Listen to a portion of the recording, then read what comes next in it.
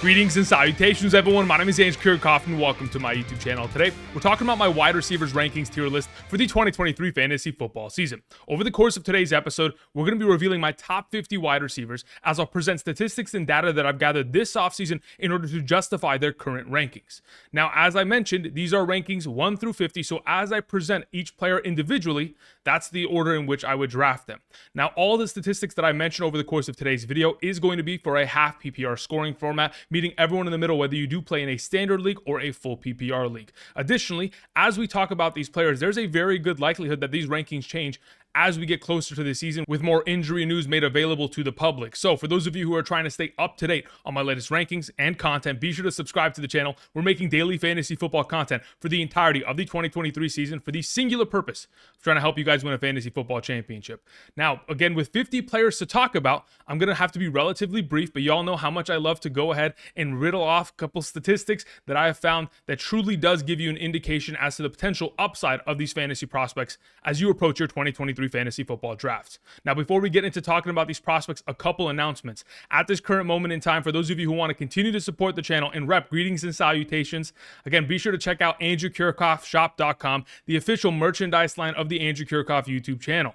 Again, at this current moment in time, you can find the link down in the description. Travel on over. And for those of you who want to continue to rep and support the channel, it's a great way to do so. Again, the entire purpose of this merchandise line is to provide high quality, stylish, and comfortable clothing for your most stressful of upcoming fantasy football Sundays for the 2023 season. So take advantage of the opportunity on hand. Again, like you can see, the current tie-dye hoodie that I'm wearing and that is on screen to the left of me, those are in limited quantity. So be sure to go ahead and get those tie-dye hoodies before they're gone. Thank you very much for supporting the channel. Now, another way to support the channel and of course support yourself for the entirety of the 2023 season is by traveling down to the description and checking out Underdog Fantasy. At this current moment in time, if you sign up using code Andrew, make a minimum deposit of $10. Not only are you going to get the first time deposit match up to $100, you're additionally going to get my 2023 fantasy football draft guide and rankings. You'll also get updates to those rankings within the draft guide every single week throughout the month of August. So regardless of when you're drafting, you have an advantage upon your league mates for the duration of this off season. Now, when we go into the regular season, the rankings aren't going to stop because I'll send you guys weekly updated rankings every single Sunday morning, just like the draft rankings, which is by position: quarterback, running back, wide receiver, tight end, kicker, and defense, by tier.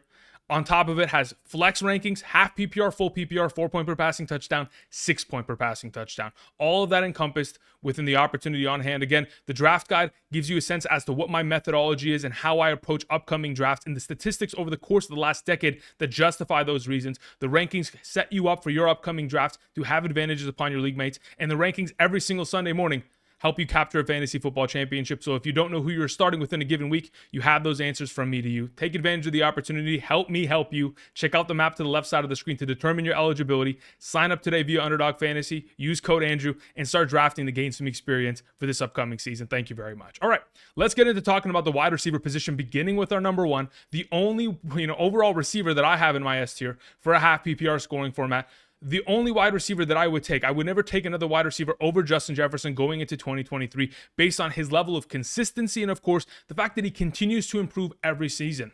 Last season set career highs of targets, receptions, and receiving yards and led the National Football League with all three of those statistics at the wide receiver position. Extremely impressive. Now, there's a very good likelihood that Justin Jefferson will have the opportunity of reaching the Triple Crown in 2023, being able to lead the league in receptions, receiving yards, and receiving touchdowns, considering last season, amongst all receiving options, was number 2 in terms of red zone targets, only behind Travis Kelce, and number 1 amongst all receiving targets in the red zone, specifically in terms of targets inside the 10-yard line. The opportunities were there for Justin Jefferson, and hopefully his touchdown count continues to rise as we approach 2023, as he is the 1.01 in many of our drafts. Besides Jefferson's consistency, the fact that Kirk Cousins continues to get the ball in his direction at a high clip always is going to help his overall fantasy upside. Last season, in 11 of the 17 regular season games they played together, Justin Jefferson was targeted 10 or more times in those games, averaging 23.88 fantasy points per game. Now, there were other performances that were underwhelming. In fact, he had 5 performances last season of less than 5 fantasy points. I think those games overall are going to disappear. And once they do, his overall upside for fantasy purposes continues to rise and, of course, makes him the number 1 wide receiver. Now, let's move on to the A tier and begin with Ja'Marr Chase. Now, if we're going to see a career trajectory from Ja'Marr Chase that likens what we have witnessed from Justin Jefferson over the course of the last 3 seasons, there is a very good likelihood that Ja'Marr Chase takes a step forward and continues to develop and expands upon what he was able to do last season. I mean, the amount of opportunity he was granted throughout the 12 regular season games in which he was healthy, 11.17 targets per game. It is no joke. Averaging 16.58 fantasy points per game, obviously in comparison to his rookie year was very similar, but if he can take steps forward overall and expand upon the opportunities that he has via targets, there is a high likelihood that Ja'Marr Chase could be in that wide receiver one conversation. Do I think he can overthrow Justin Jefferson? I don't think so. But obviously, having Joe Burrow on his side certainly helps that entire conversation because his overall upside based on the quarterback play will continue to rise.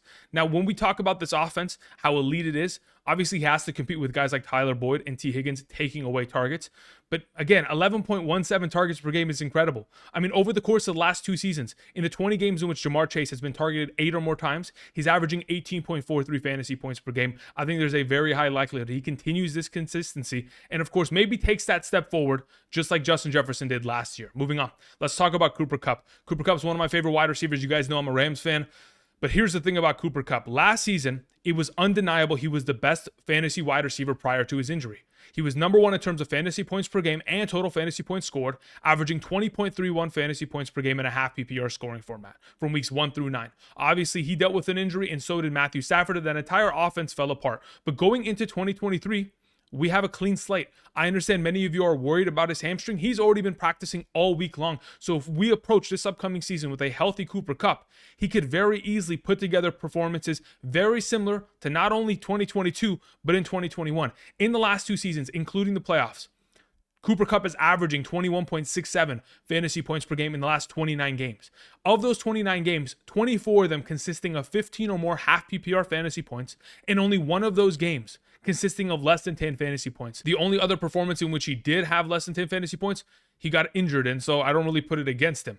When we're talking about a wide receiver that is pretty much getting 30% of the target percentage within this offense, so in terms of the amount of routes that he runs based on the volume of targets he gets, he's being targeted about once every 3 routes that he runs within this organization over the course of the last 2 years, and he has a 76% catch rate.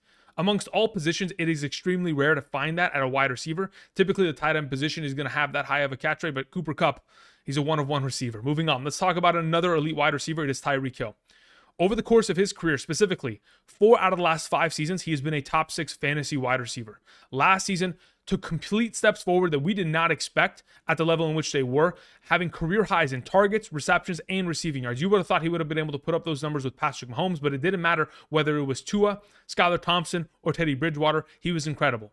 But with Tua, we saw a huge uptick of total fantasy contributions and production because the opportunity was at an elite level. In fact, in the 10 healthy games in which Tua played last season, Tyreek Hill was targeted 36.25% of the routes that he ran. That is an unbelievable number that, quite honestly, is probably not going to be repeated this year. But if you take into account the production that he found with that opportunity, Tyreek Hill was averaging 20 fantasy points per game in the 10 healthy games in which Tua was active and ready to go. Many people look at this offense and think, well, Tua's not going to be able to throw deep. Like I expected, he proved everyone wrong last season. Amongst all quarterbacks in terms of deep passes, 20 or more yards down the field, he was number 1 in terms of passing completion percentage adjusted. Again, Tyreek Hill should be a great overall wide receiver play this year and another one of these elite A-tier players. And let's move on to the B tier. When we want to talk about consistency of the wide receiver position and another one of these first-round picks, perhaps in a full PPR or even in a half PPR at the back end of the first, Stefon Diggs is that. Over the course of the last 3 seasons since joining the Buffalo Bills, has finished as the wide receiver 3, 7, and 4. Last season had the best season of his career statistically, averaging 16.41 fantasy points per game throughout the 16 regular season games that he was healthy, participated in at a full capacity, didn't have to leave early, or of course, didn't have to rest in the second half because they were blowing out a defense. So overall, when we talk about this offense, the elite nature of it because of Josh Allen and how productive he has been over the course of the last 3 years, putting up a minimum of 35 passing touchdowns and 4,200 passing yards each of those seasons. Of course, it's an easy conversation to have here. Stefon Diggs has been a consistent wide receiver. The offense is continuing to maintain as an elite threat in this league. And with that, makes him an easy selection in our upcoming 2023 fantasy football drafts. Moving on. Let's talk about CeeDee Lamb. CeeDee Lamb last season had the ability to be the de facto number 1 wide receiver of the Dallas Cowboys. And with that opportunity, took advantage of it. Specifically in games in which he played with Dak Prescott last year. I know Dak Prescott missed a considerable amount of time. Cooper Rush was in the offense. With Cooper Rush, we still saw decent production from CeeDee Lamb, averaging about 11 fantasy points per game and a half PPR. But specifically from week 7 through the playoffs, with Dak Prescott under center, CeeDee Lamb was averaging 16.1 half PPR fantasy points per game. Throughout that span of time, was targeted on 27.32% of the routes that he ran. Overall, amongst all wide receivers in the National Football League last year, had the 10th most air yards. They want to continue to get the ball in his direction. When you're getting a high volume of targets, of course, opportunity is soon to follow, especially when you have elite level talent like CeeDee Lamb. And when you go into 2023 with a huge target vacancy of 195 targets available, with no more Zeke, Dalton Schultz, Noah Brown, or T.Y. Hilton within this offense, I understand that they're going to bring in Brandin Cooks, and perhaps Michael Gallup will get back to his normal form a year away from that ACL injury. There is a conversation in which CeeDee Lamb probably continues to maintain his high level of targets. His production is there within a great offense. Moving on, let's talk about A.J. Brown. So here's the thing about A.J. Brown.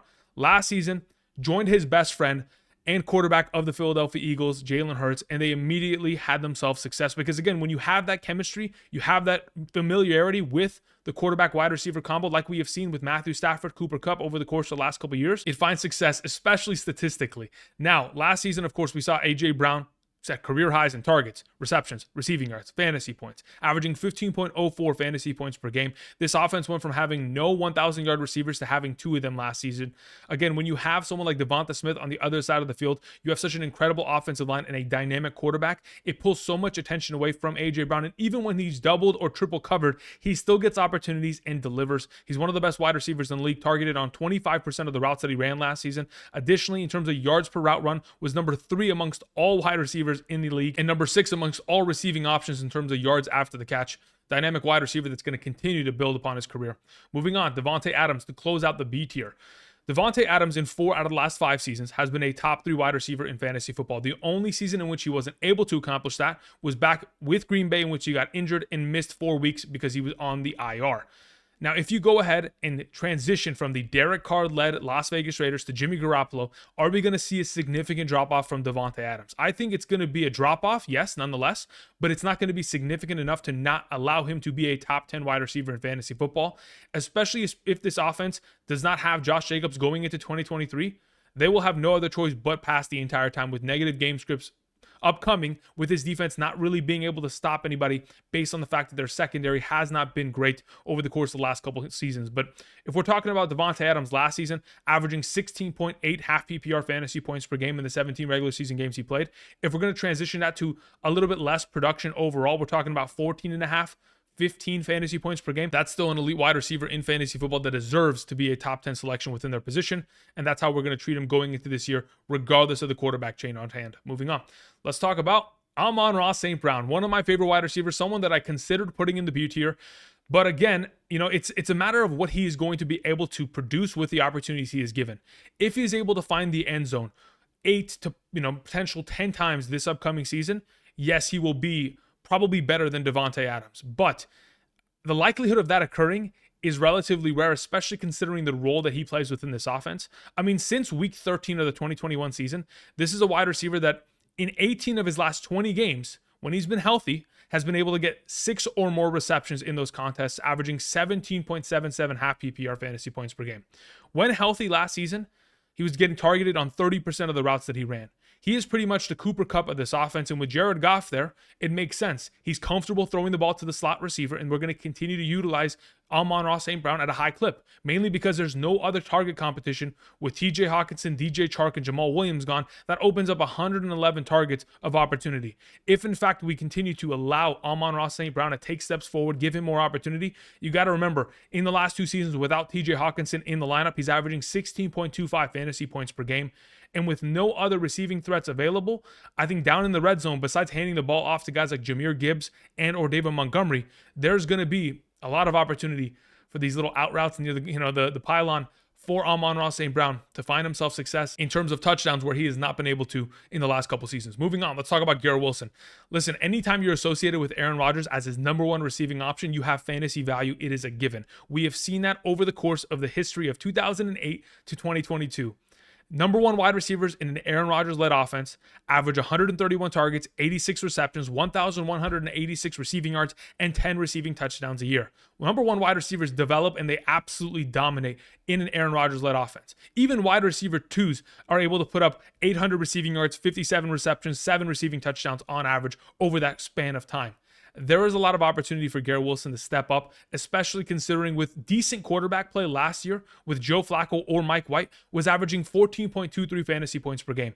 If you go ahead and change up this offense, you add Nathaniel Hackett and Aaron Rodgers to this entire equation, and you get rid of Zach Wilson, who absolutely was putrid last season, we're going to have Garrett Wilson be in this top 12 conversation, and if not, even be better than where I currently have him. Moving on to another one of these young wide receivers, the fact that we were able to see Jaylen Waddle take steps forward last season and improve upon his 2021 stats, specifically in terms of average depth of target, speaks a lot to what Tua Tagovailoa as a quarterback was able to do in terms of his development, but being able to allow Jaylen Waddle not to just be a guy that catches the ball within 5 yards of the line of scrimmage and then have to make plays afterward, but allow him to make plays 20 or more yards down the field in terms of the deep ball receiving game, considering how many threats, there is within this offense and how much opportunity is going to be sent in the direction of Jaylen Waddle, considering Tyreek Hill is pulling double coverage nearly every play because of his speed.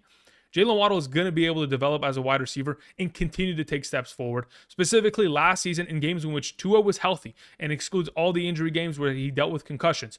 We're talking about a wide receiver who was averaging 14.87 fantasy points per game throughout those 10 contests. Now, I think the main priority question in regards to Jaylen Waddle is whether or not we're going to be able to see this Dolphins offense once again support 2 top 12 wide receivers.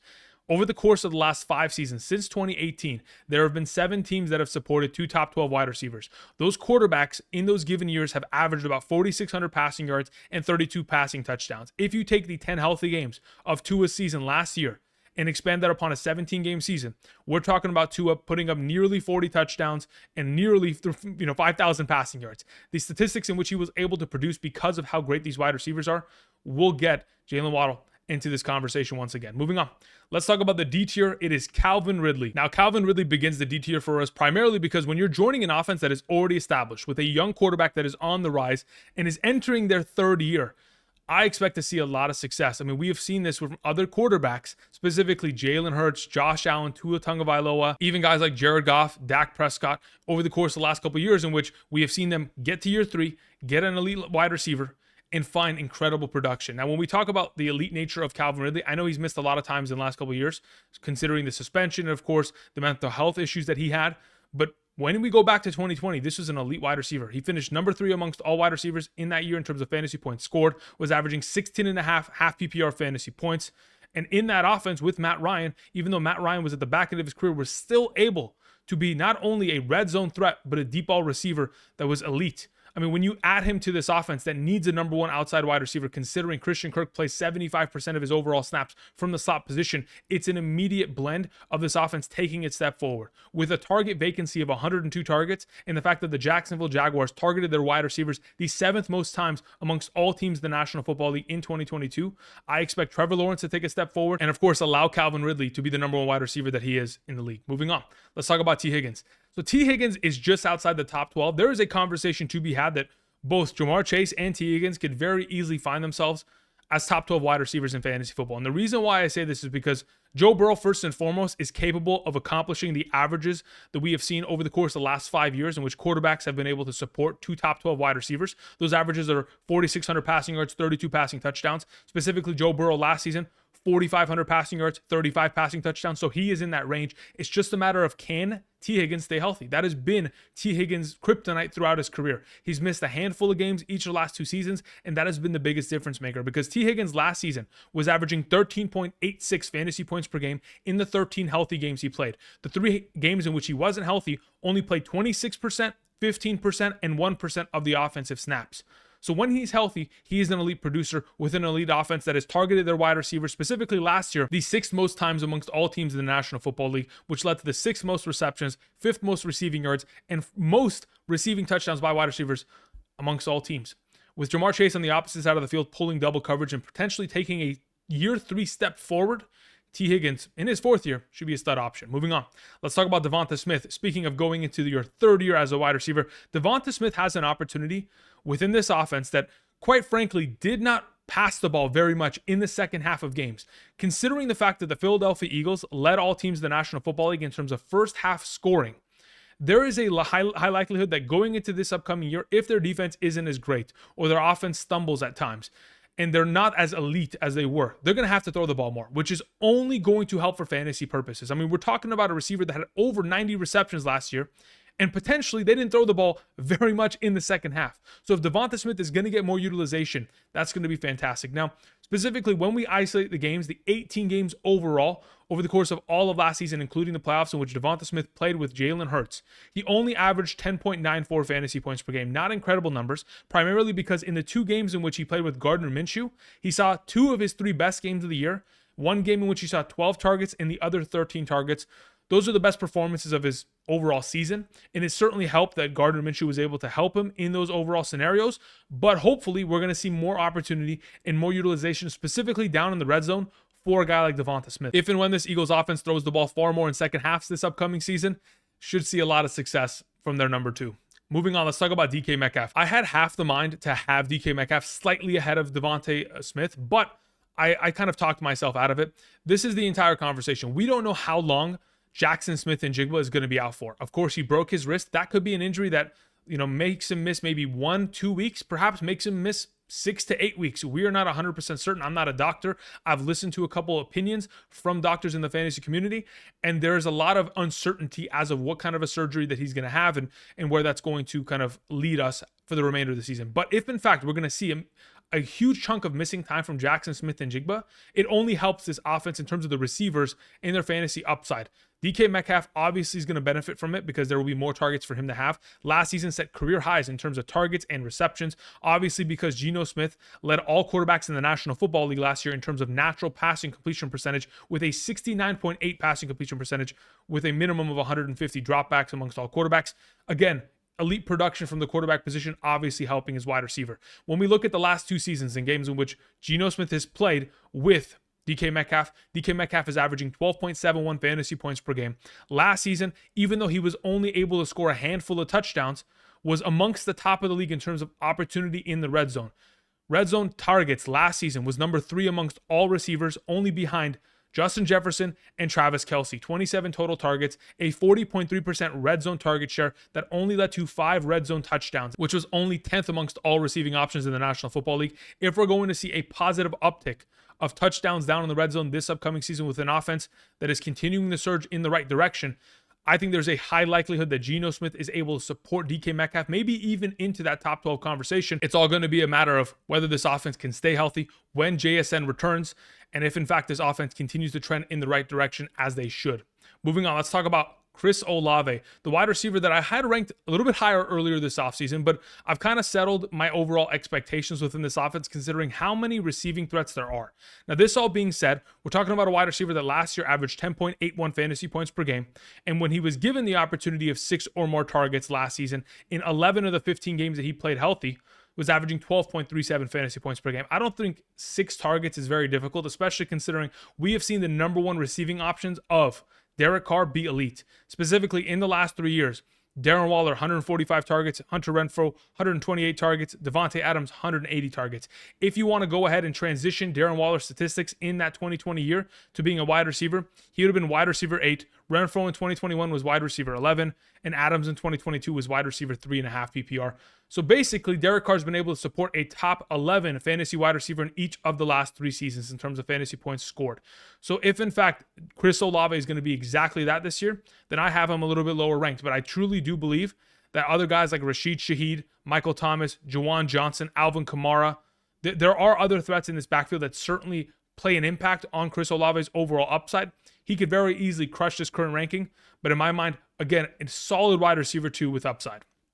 Moving on to Keenan Allen, another one of these solid wide receiver 2s that consistently year over year put together great performances. Back in 2020 and in 2021, finished as the number 14th ranked wide receiver in a half PPR scoring format. Last season, in the healthy games he played from weeks 11 through 18, once he was back healthy and ready to go and wasn't coming back and then getting injured in the middle of a game and leaving. From weeks 11 through 18, averaged 15.04 fantasy points per game, was the number 4 overall wide receiver in terms of total fantasy points, and number 5 in terms of fantasy points per game. Over the course of the last 3 seasons, in healthy games, Keenan Allen has averaged 14.36 fantasy points per game with Justin Herbert under center. We're talking about a wide receiver that in the last 35 games has been able to put up 28 games of 10 or more fantasy points and only 7 games of less than 10 fantasy points. Consistency is the name of the game, and I know he's 31 years old, but with Kellen Moore joining this offense and how much he utilized CeeDee Lamb in the slot position last year, Keenan Allen should have a great fantasy season for 2023. Moving on to Amari Cooper, the final wide receiver. Within the D tier, we have Amari Cooper, who with the association with Deshaun Watson should be able to take a step forward, assuming Deshaun Watson improves upon what he was able to present to all of us last year. A 58% passing completion percentage was awful. There is no way that Deshaun Watson can be that bad once again. Just looking at the top wide receivers that have been associated with Deshaun Watson as of late, specifically back in the days of Houston, with Brandin Cooks, weeks 5 through 17 of 2020, Brandin Cooks was averaging 15.7 fantasy points per game. Will Fuller from 2017 through 2020 averaged 20.25 fantasy points per game in the 31 healthy games he played. DeAndre Hopkins from 2017 through 2019 with Deshaun Watson under center averaged 16.28 fantasy points per game. He's been able to support wide receivers throughout his entire career. It's just a matter of whether this offense is going to throw the ball more. Obviously, the Cleveland Browns want to run the ball and punish, defenses overall with the running game. The fact that they have Nick Chubb, one of the better run blocking offensive lines, it's just going to be a matter of whether or not Amari Cooper is getting a higher volume of targets in comparison to where he was last season, with Watson only averaging about 6.5 targets, while with Jacoby Brissett was averaging 8.5 targets per game. If we can get back to that 8.5, 9 targets per game, very easily Amari Cooper has the chance of being a high-end wide receiver 2, if not a wide receiver 1 once again. Moving on, the E tier begins with Mike Williams, a wide receiver that, yes, has shown that he has the ability of being a top 10 wide receiver in fantasy football, but again, like I will admit, he is inconsistent. That all being said, last season, despite his inconsistency, in terms of overall averages, he is a competent enough wide receiver to be a solid wide receiver 2, option within your upcoming drafts. From weeks 1 through 7 of last year when healthy, averaged 12.3 fantasy points per game, was the number 9 overall wide receiver throughout that span of time. Once he returned from injury, weeks 14 through 17, averaged 12.95 fantasy points per game, was the number 15 overall wide receiver throughout that span of time. Opportunity leads to success, and as long as this offense continues to take steps forward, with Kellen Moore joining, with a healthy Justin Herbert, healthy Mike Williams, healthy offensive line. Kellen Moore with the Dallas Cowboys since 2019, they targeted their wide receivers the 7th most times. They were able to function in offense while having CeeDee Lamb and Amari Cooper within it. So you know that they're going to be able to support both Keenan Allen and Mike Williams, especially considering we're talking about a quarterback last season like Justin Herbert, who threw the ball 699 times, only second to Tom Brady. This offense is going to be throwing it. And of course, Mike Williams is going to get him. Let's help a lot of fantasy points in regards to that. Moving on, let's talk about Deebo Samuel, a wide receiver that I had a little bit ranked lower earlier this season, but in regards to what this offense wants to accomplish, they have to get Deebo Samuel heavily in the mix. Now, with Brock Purdy last season, in the 5 games in which they played together, Deebo Samuel was averaging 11.64 fantasy points per game. Now, in the last 2 games of the season, we saw, again, high upside and then the reality of what we could potentially find from Deebo Samuel this season. Again, against the Seattle Seahawks, put up 25.5 fantasy points. Against the Dallas Cowboys a week later, put up 7.6 fantasy points. We know that Deebo Samuel is not only a touchdown monster, but has the ability to make plays after the catch, just like any other wide receiver within this offense. It's just a matter of, can he stay healthy? Because again, last season missed some time. Whenever he's missing time, it is giving more opportunities to guys like Brandon Ayuk, George Kittle, and once Deebo Samuel returns, he's not able to mesh back in and immediately make a difference, considering the offense learns how to function without him, and him coming back in, he's just a weapon. He's not someone that they have to get the ball to a specific amount of times in order to find success. That's kind of how this Kyle Shanahan offense is built. That all being said, we know what kind of upside this offense presents. Therefore, if you're going to find the number 1 wide receiver within it, with a healthy Brock Purdy, Deebo Samuel certainly has value, especially on the ground and through the air. Moving on, let's talk about Christian Watson. Christian Watson's another one of these high upside wide receivers, especially considering what he was able to accomplish last season. But before I even start riddling off stats, the fact of the matter is, if you believe in Jordan Love, then you're probably drafting Christian Watson. If you have no hope in Jordan Love and what his potential is this upcoming season, you don't believe he's going to be the guy to replace the guy, you don't think he's enough of a quarterback option to replace Aaron Rodgers, then you avoid Christian Watson, because Christian Watson 100% has to benefit from what Jordan Love is capable of doing under center. Now, Christian Watson last season, from weeks 1 through 9, was not really a part of this offense, ranked as wide receiver 110, and was averaging 3.6 fantasy points per game. Then everything switched with that Dallas Cowboys game.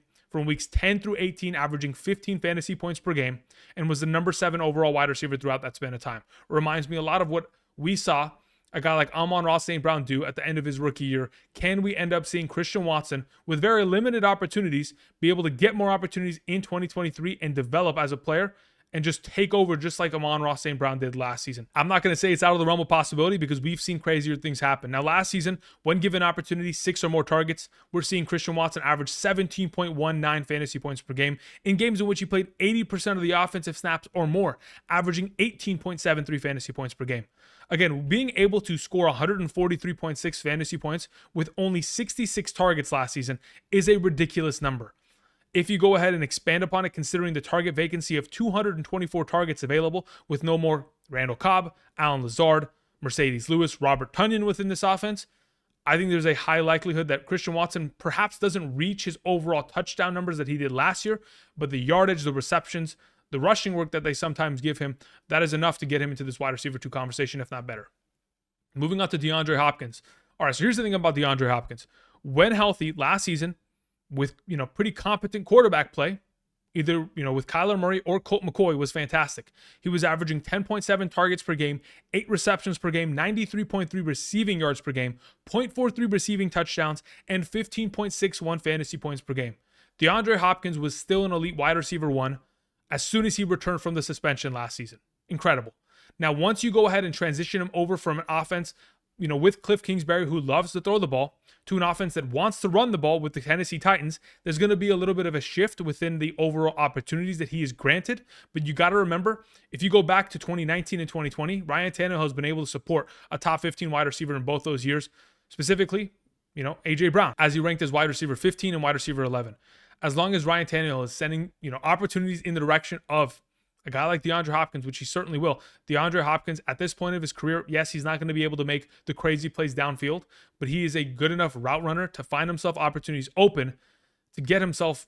The idea of 10 targets per game, in my mind, isn't crazy. He's probably going to be 8.5 to 9.5 targets per game, but that in itself, along with the idea that he may find himself in the end zone a couple more times this year, that is the hopeful upside for DeAndre Hopkins, especially considering this offense has a vacancy of 200 targets. DeAndre Hopkins immediately joins and is going to be littered with targets available. He's just got to stay healthy at his older age. Moving on, let's talk about DJ Moore. DJ Moore is going to be the number 1 wide receiver for Justin Fields. That is a given. There's a reason why this organization went out and made the trade to bring him in, because they knew Justin Fields needs a number 1. Now, DJ Moore, throughout his career for fantasy purposes, 2019 through 2022, the last 4 seasons, has ranked as wide receiver 22, 19, 22, and 18. Despite having to play with 8 different starting quarterbacks throughout that span of time: Cam Newton, Taylor Heineke, Kyle Allen, Will Grier, Teddy Bridgewater, PJ Walker, Sam Darnold, Baker Mayfield. There have been a lot of quarterbacks that have sent the ball in the direction of DJ Moore, and yet DJ Moore continues to stay consistent. Now that you have his quarterback of the future, I expect to see a lot of success from DJ Moore, a wide receiver that in games last season, which he had 6 or more receptions, only was able to accomplish that 9 of his 17 regular season games, was averaging 15.08 fantasy points per game. And in those specific contests, only played 53% of the offensive snaps. Keep him on the field, get him a high volume of targets, with Justin Fields trending in the right direction in terms of his overall completions per game in comparison to the beginning of last season. From weeks 5 through 17, was averaging about 14.5 completions per game. If we can continue to get better, and with a better wide receiver available to him, this offense should be able to take a next step, and DJ Moore should follow. Moving on, let's talk about Tyler Lockett. Again, a guy that has been consistent in fantasy football, similar to DJ Moore, but has been even better than DJ Moore. We're talking about Tyler Lockett being wide receiver 15, 14, 9, 13, and 13. And again, despite that consistency, I still have him ranked at like wide receiver 24. And the reason why is because, again, Jaxon Smith-Njigba certainly does exist. And even though he's going to miss a little bit of time, whether that is a couple weeks or multiple weeks, that'll probably be determined in the coming days based on whether or not they put him on the injured reserve. But we're talking about a wide receiver like Tyler Lockett that has scored 45 receiving touchdowns in the last 80 games. He's also played 127 of his 130 total career games that he's eligible to play in. He doesn't miss games. He scores a high volume of touchdowns. Last season averaged 12.2 fantasy points per game. And within an offense that certainly can support 2 top 24 wide receivers, again, I think Tyler Lockett is going to maintain a wide receiver 2 standing. Whether he's 24 or whether he's 13, I think there's a very good likelihood that he's in that range. With JSN missing time, it only gives more opportunity for Tyler Lockett to sustain his role within this offense for the 2023 year. Moving on, let's talk about Diontae Johnson, one of the wide receivers I love. You know, I've talked about him for the last 3 consecutive years. You are very rarely going to see wide receivers that are going to get this high volume of targets and produce as low in terms of fantasy point total as Diontae Johnson did last year. We're talking about a wide receiver that in the last 3 consecutive years has had a minimum of 144 targets. But unfortunately, last year with 147 targets of opportunity that he was given, scored 0 receiving touchdowns. Going back to 2009, amongst all wide receivers that have had 130 or more targets, not a single one of them outside of Diontae Johnson scored 0 touchdowns. In fact, the entire group of wide receivers that have had 130 plus targets since 2009, there have been 147 of those wide receivers. Those wide receivers average 7.8 receiving touchdowns per season. I expect this offense, like it is demonstrated already throughout the preseason, to have Kenny Pickett step forward. And when he does, it is only going to help Diontae Johnson, who with Kenny Pickett last season in the 10 healthy games they played together, Diontae Johnson was averaging 8.5 targets per game, which throughout a 17-game season is 145 targets, exactly where we need Diontae Johnson to be. Let's move on to the F tier. We have Chris Godwin, another one of these wide receivers that I really like. I think the drop-off from Tom Brady to Baker Mayfield is obviously going to be significant, but you got to remember, Chris Godwin's best statistical season was with Jameis Winston in 2019. Chris Godwin was a wide receiver 2.5 PPR that year. Overall, we have seen Chris Godwin deal with a lot of injuries in the last couple of seasons, and that's primarily been the case as to why he hasn't been able to set career highs with Tom Brady. But that all being said, Chris Godwin and Mike Evans both give me DK Metcalf, Tyler Lockett vibes going into this year, because primarily the new offensive coordinator of the Tampa Bay Buccaneers, Dave Canales, was the former quarterbacks coach of Geno Smith. He was able to help him develop and become an elite quarterback in the league and one of the best in the NFC. So if, in fact, we're going to work that magic this upcoming season and help Baker Mayfield find his relevancy, a quarterback that back in 2018 and 2019 was able to put up 3,700 plus passing yards and 22 passing touchdowns in each of those seasons minimum, helping Jarvis Landry in those 2 seasons finish as wide receiver 19 and wide receiver 13, there is a good likelihood that this high-powered passing offense, with the ability to throw the ball to Chris Godwin and or Mike Evans, Baker Mayfield will be relevant enough to get Chris Godwin, the wide receiver that is running, the more shallow routes within this offense, that is going to find himself far more, available and open. I mean, specifically last season, Chris Godwin was open on 58% of the routes that he ran. That is a ridiculous statistic that I found. But going into this year, I think there's a very good chance that Chris Godwin is going to be in that wide receiver 3 conversation, but if he could take steps forward along with Baker Mayfield, easily a wide receiver 2. Moving on, let's talk about Christian Kirk. Again, a wide receiver that was able to maintain a top 12 standing by the end of last season, primarily because he found himself a lot of utilization, 133 targets, but the 8 overall touchdowns that he scored was the biggest difference maker. Playing 88% of the offensive snaps, 74% of those from the slot position. Christian Kirk serves as the primary slot receiver of this offense, and that's not going to change even with Calvin Ridley joining this team. This is an offense that targeted their wide receivers the 7th most times last season, and with Calvin Ridley playing 88% of his offensive snaps back in 2020 with Atlanta out wide, that's where he's going to exist. The overall opportunities in the red zone may decrease for Christian Kirk, which kind of brings him down to this level. He's probably going to be, in terms of overall numbers, what Zay Jones was able to produce last season. And of course, Zay Jones taking a couple steps back because of Calvin Ridley's presence within this offense, but getting himself 22 red zone targets last season for 7 receiving touchdowns, which was second most amongst all receiving options last year. Those are, numbers that are probably going to regress. And with that being the case, Christian Kirk moves down into the wide receiver 3 conversation. Moving on to Mike Evans, like I mentioned with a guy like Chris Godwin, I think Baker Mayfield can be better than what we anticipate. And I think a wide receiver 3 with the upside of being a wide receiver 2 is definitely on the table, especially considering when we talk about Mike Evans having 9 consecutive seasons of 1,000 or more receiving yards throughout his career. In terms of fantasy finishes throughout his career, has finished as wide receiver 12, 23, 2, 18, 8, 12, 10, 8, and 16. Never once has he ranked outside of the top 24. Will this be the year, or can Mike Evans somehow, some way pull it together? A wide receiver that does not miss games due to injury, has played 137 of his last 146 available games. Mike Evans should have the ability to elevate the quarterback play, considering he's such an elite wide receiver. I just think with Russell Gage going down with an injury and more opportunities going to either Godwin and or Evans, even if Baker isn't accurate with those opportunities in terms of those targets going in the direction, I still believe there's a high likelihood that Mike Evans should be relevant in fantasy. Last season really did rely upon that week 17 overall explosion of a game where he had 3 receiving touchdowns and 200 receiving yards. Outside of that was relatively inconsistent with Tom Brady. So maybe we're seeing the back 9 of Evans' career. That's why I still have him in this wide receiver 3 conversation. in comparison to Godwin. Moving on, let's talk about Drake London. So here's the thing about Drake London. Even though we don't like Desmond Ridder as the quarterback of this offense, he's still going to funnel target, Drake London. It is a given. I mean, when we look at the last 4 games of the 2022 season, he targeted Drake London 9 targets per game that led to 6.3 receptions per game, 83 receiving yards per game, and 10.5 fantasy points per game. Overall, in the last 5 games of the season, 4 of those games consisted of 70 or more receiving yards for Drake London. He was getting a high volume of utilization, and I know there wasn't a Bijan Robinson or a Kyle Pitts within that offense, considering Kyle Pitts was on IR and Bijan Robinson was in college. But I think Drake London will continue to take steps forward going into his second year. We've talked about it this offseason. Wide receivers going into year 2 who were able to be top 36 wide receivers in year 1 all take a step forward in terms of targets, receptions, and receiving yards. We're hoping to see that as the case this upcoming season for Drake London. Moving on to Brandon Ayuk. So here's the thing about Brandon Ayuk. From weeks 1 through 12 of last season, was averaging 11.4 fantasy points per game. That was with Lance and Jimmy Garoppolo.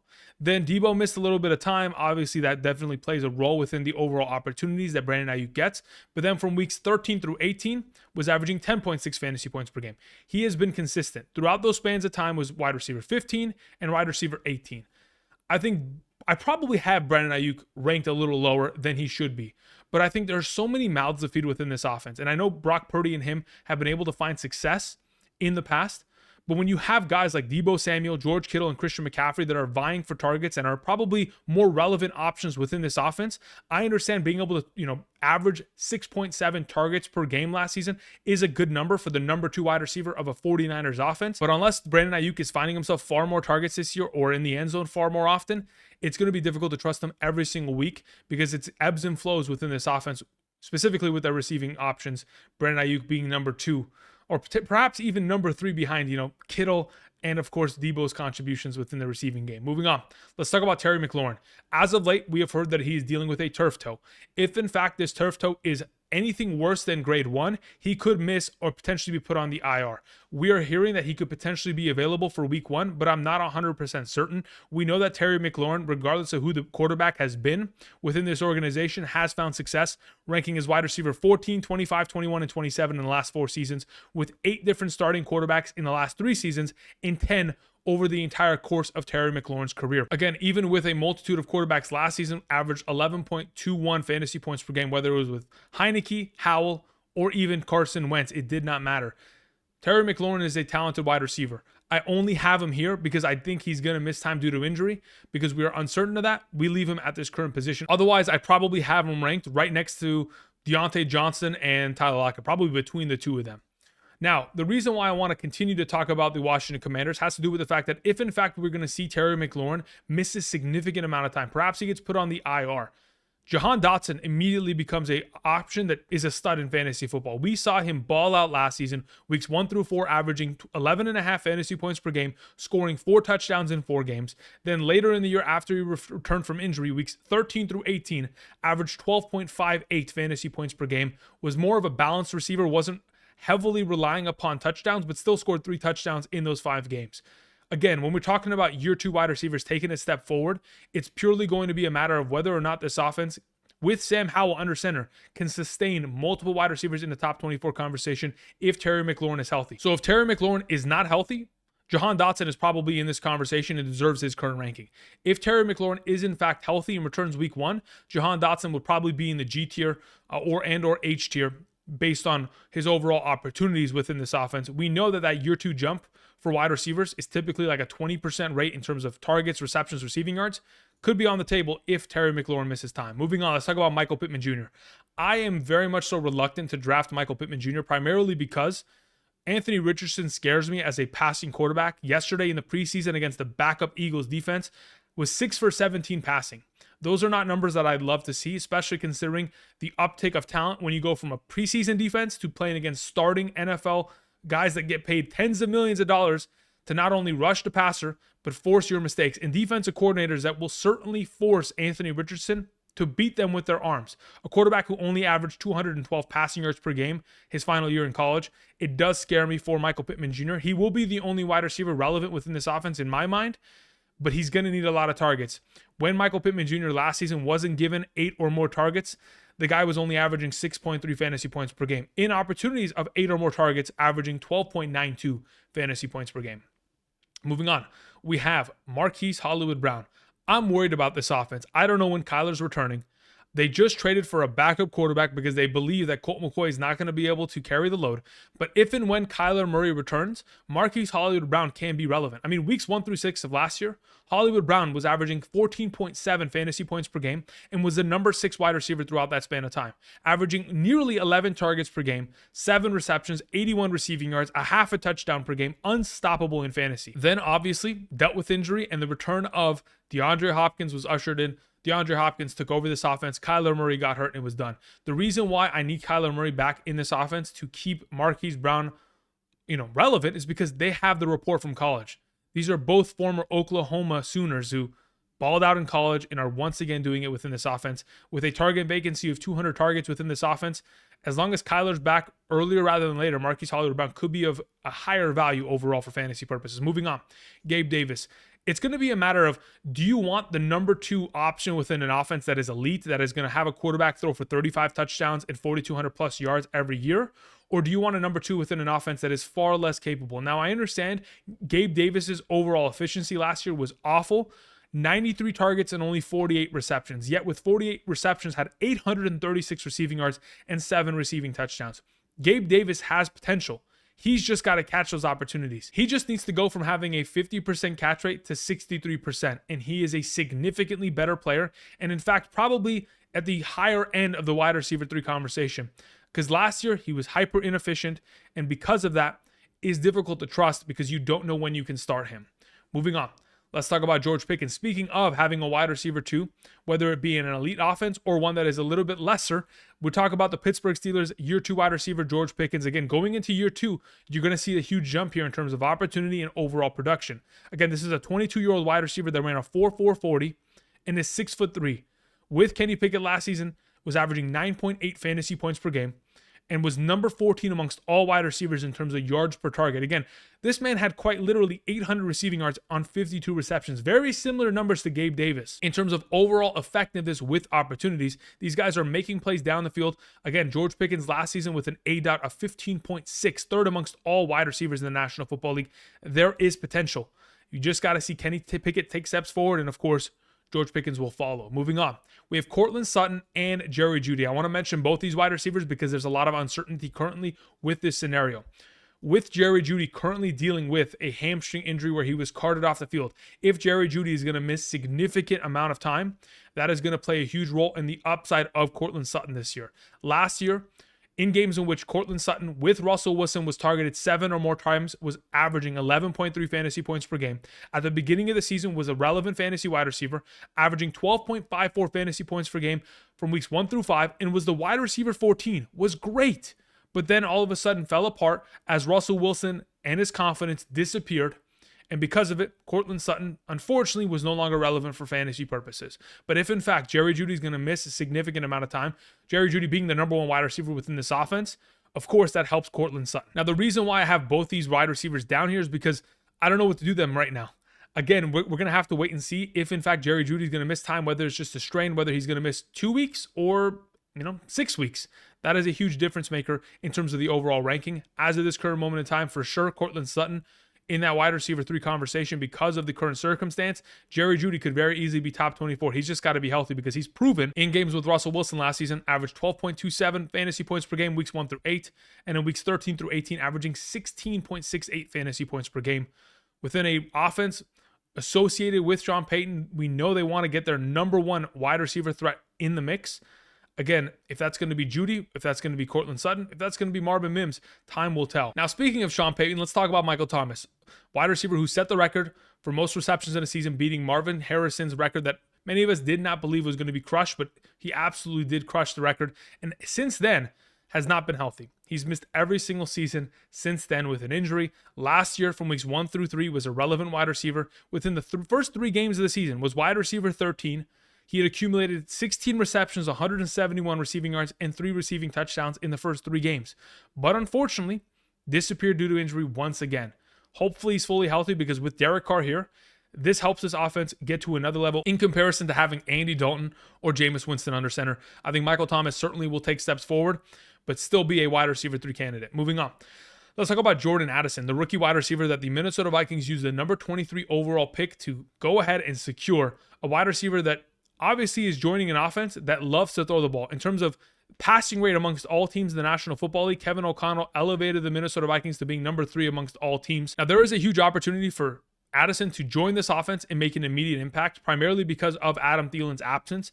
Adam Thielen has been the number 8, 28, and number 30 overall wide receiver in the last 3 seasons, primarily because Adam Thielen has scored 30 touchdowns in the last 3 seasons, specifically 25 of those touchdowns down in the red zone. Now, the expectation is that Justin Jefferson should score himself far more touchdowns, be the Triple Crown winner this year. But if in fact Jordan Addison wants to show up and ball out, find the end zone, when we're talking about other USC wide receivers that have been selected in recent drafts, Drake London, Amon-Ra St. Brown, and even Michael Pittman Jr., they have not disappointed. These have been relevant wide receivers, and I expect to see a wide receiver like Jordan Addison following in the footsteps of the lineage of wide receivers coming out of USC. Moving on. Let's talk about Juju Smith-Schuster. Talking about USC wide receivers, this is another one that balled out most recently. And of course, he's still at a younger age. Juju Smith-Schuster, when healthy, has proven that he can be relevant. I mean, this is a guy that is only 26 years old, and in the 3 healthy seasons has ranked as wide receiver 9, 18, and 29. Last season, wide receiver 29 within the Kansas City Chiefs offense obviously wasn't given as much opportunity and wasn't able to develop as a receiver as much as we thought he would within that offense. But really, they're just, they're running a scheme. They're allowing Patrick Mahomes to deliver it to everyone without any sort of bias. Obviously, they want to go ahead and funnel target Travis Kelce. That's probably the only guy that they want to ensure gets the ball. But everyone else, if you find yourself open, congratulations, you'll get the ball thrown to you. But now that Juju Smith-Schuster joins the New England Patriots, fills in for Jakobi Meyers' role. Again, Jakobi Meyers finished as wide receiver 33 and 28 in the last 2 seasons because he has stayed healthy. I expect Juju Smith-Schuster to be that slot receiver, and when he is that, has found a lot of success in fantasy football over the course of his entire career with the Pittsburgh Steelers or even with the Chiefs last year. Juju Smith-Schuster, a wide receiver that is being heavily slept on, despite all the opportunities he'll be given. Moving on, let's talk about Brandin Cooks. Brandin Cooks in his career, of course, has been very fantasy relevant, 2015 through 2021. In 6 of those 7 seasons was able to surpass 1,000 receiving yards. Unfortunately, last year within the organization of Houston, had to deal with Davis Mills. Pretty much gave up on the team after they didn't trade him, and then eventually was like, oh, I'm hurt. And then he just sat out a bunch of games because he just didn't want to play. They weren't competing for any sort of playoff run, and quite frankly, he just wanted out of the organization, so he forced his way out, got traded this offseason, and now joins the Dallas Cowboys, who are a far more superior offense that will allow Brandin Cooks to be the number 2 within this offense. Moving on. Talk about Allen Lazard. With Corey Davis retiring, we know that Aaron Rodgers does not target wide receivers he doesn't trust or don't have experience. Corey Davis was going to have that experience, but with him gone, Allen Lazard is immediately the number 2 wide receiver behind Garrett Wilson. Again, Aaron Rodgers has proven that with Allen Lazard last season as his wide receiver 1 from weeks 2 through 9, Allen Lazard was averaging 12.53 fantasy points per game. The only reason he started to drop off is because Christian Watson eventually took over at the back end of the year. But we have witnessed that Allen Lazard could be a competent wide receiver within an Aaron Rodgers offense, and as the number 2 pulling number 2 coverage can be far more relevant potentially this upcoming year, with Garrett Wilson pulling primary coverage and Allen Lazard being the comfort, kind of blanket besides Randall Cobb within this offense for Aaron Rodgers. Moving on. Jaxon Smith-Njigba. Again, we did mention that he broke his wrist. He will have surgery. We are not 100% certain, and it is not public knowledge as to how long he is going to miss for. There are speculations. Again, you got to remember, this is a wide receiver that in 2021 at Ohio State, 95 receptions, 1,600 receiving yards, 9 receiving touchdowns. He can absolutely be elite. Based on where he was drafted, based on the history of success of rookie wide receivers selected where he was, there is a potential that Jaxon Smith-Njigba, when healthy, can make an impact. It's just a matter of when that's going to be for the 2023 season. Moving on, we have Elijah Moore. Elijah Moore gets a fresh start. He gets a restart of his career. Obviously, joining the Jets with a terrible offensive coordinator with Mike LaFleur, there just wasn't enough competency within that offense to be able to help Elijah Moore. But with Deshaun Watson, hopefully we're going to be able to step up and be the number 2 wide receiver within this offense, whether he's getting rushing attempts out of the backfield like we've seen this preseason, or whether he's just being the primary slot receiver. Elijah Moore has a lot of opportunity with Deshaun Watson under center. Moving on, we have Skyy Moore. Speaking of getting, a lot of utilization within the slot position, that should be Skyy Moore for the Kansas City Chiefs this season. Specifically, of all 300 wide receiver targets the Chiefs had last season, 126 of them was to slot wide receivers. Skyy Moore should be the primary slot receiving option. I know Kadarius Toney could get in the mix for a couple opportunities there, but I expect Skyy Moore to hopefully take that year 2 jump like a lot of wide receivers do. Typically, the wide receivers that make that year 2 jump have already proven relevancy in year 1. He wasn't able to, considering he was playing behind guys like Juju Smith-Schuster, but hopefully with the experience and the teachings of Andy Reid and Patrick Mahomes, Skyy Moore takes that year 2 jump and becomes relevant for fantasy purposes. Moving on, let's talk about Zay Flowers, a rookie wide receiver selected in the first round, 4.42 40 speed. We're talking about someone that is special. And we have seen the Ravens spend early round draft capital in the NFL draft on first round wide receivers like Marquise Brown and Rashad Bateman as of late. But we haven't been able to get them to extreme levels of fantasy success, primarily because the offense was a run-first approach. Now you bring in Todd Monken as the overall offensive coordinator, and this should be the pass-heavy days of the Baltimore Ravens. Again, we have seen Lamar Jackson back in 2019 lead a passing offense and be relevant. And even though the overall passing opportunities were not a high number, they can still be extremely efficient. So as long as we are going to get a higher volume of opportunities, a lot more 11 personnel, 3 wide receiver sets in comparison to, 13 personnel where you have 1 running back and 3 tight ends like we've seen as of late, Zay Flowers should be relevant. Now, besides Zay Flowers being relevant, so should Odell Beckham Jr. We got to remember, prior to, his ACL reconstruction throughout the entirety of the 2022 year, which forced him to miss last season, when he joined the Los Angeles Rams back in 2021, he did not have an ACL. They did the physical. They told him, after the MRI, you do not have an ACL. How are you even running? And he's like, I'm just going to run until this falls apart. So throughout that span of time with the Los Angeles Rams, was able to score 7 receiving touchdowns in 11 games, averaging 4 receptions and 52 receiving yards per game, 11 fantasy points per game. If you give OBJ opportunities within this offense, he can be relevant. I mean, there's a reason they're paying him $16 million a year. They're going to get him the ball. It's just a matter of whether or not Lamar Jackson is going to be able to be consistent enough to make multiple wide receivers relevant for fantasy purposes outside of being in, the late 40s like they currently are. Moving on, Zay Jones. I do believe Zay Jones is going to take a huge step back this year. He's going to get himself opportunities, but in comparison to last season, 7.5 targets per game, that number is going to significantly drop. And even with that being the case, he was relatively inconsistent, only having 5 games of over 10 fantasy points and 9 games of less than 7 fantasy points. So in terms of inconsistency, Zay Jones was definitely checking all the boxes there, considering he had a 30-point game last season. But I'm not going to use that against him. The primary reason Zay Jones is down here is because of Calvin Ridley's presence within this offense. And that being the case, it certainly does not help Zay Jones. The final wide receiver I want to mention, and our number 50 for today, it is Quentin Johnston, a first-round pick within this offense with Kellen Moore, Justin Herbert, who threw the ball the second most times amongst all quarterbacks last season, 699 times. Only second to Tom Brady. This is an offense that's going to throw the ball a bunch. And with the injury history that Mike Williams and Keenan Allen have both had, there is a likelihood that those guys could miss game or extended amounts of time and allow Quentin Johnston to make an immediate presence within this offense, whether it's in the deep ball receiving game and or as a red zone threat.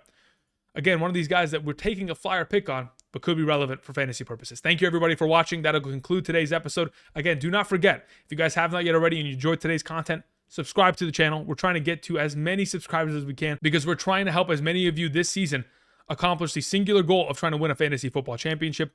Of course, don't forget, at this current moment in time, via AndrewKiorkofShop.com, you can go ahead, find the merch that I am currently wearing, and go ahead and rep and support the channel with greetings and salutations with the tie-dye hoodies, regular hoodies, bucket hats, ball caps, all of that available. Go ahead, check out the link down in the description of the video, AndrewKiorkofShop.com. And also, do not forget, if you have not yet already, take advantage of the opportunity on hand. Help me help you for the entirety of the 2023 season with rankings updated every single week for the 2023 year in order to help you win a fantasy football championship. Sign up using code Andrew via Underdog Fantasy, get the draft guide, get the deposit match, and get to drafting via Underdog responsibly. Thank you very much. And until next time, tomorrow, I'll see you guys. Peace.